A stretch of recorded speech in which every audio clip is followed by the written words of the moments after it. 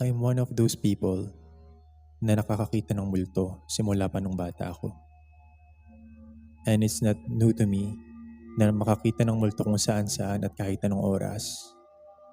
Fun fact, walang pinipiling oras magpakita at magparamdam ang mga multo. Back to the topic. Some of the students, may mga kasama silang entity. Lalo na yung nakikita ko sa mukha nila kapag may problem or depressed sila. Minsan, may nakikita akong palakad-lakad sa hallway. Sa lahat ng buildings ng SLU, meron promises.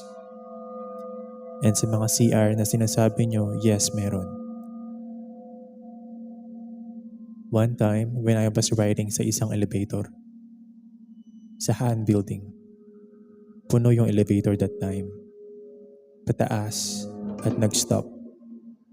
Nag-stop siya sa third floor, which is wala namang pumipindot. And nung nagbukas yung door, I saw an entity in front of the door. Yung mga kasama ko, hindi nila nakikita, pero nararamdaman nila.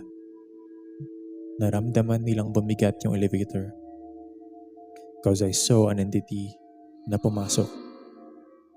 Dinedma ko lang, and yung nasa tabi ko, pinag-usapan nila yung about horror. And nung bumaba na kami, sinundan siya ng entity. Sorry, ayoko lang makialam. At baka ako pa ang mapasama.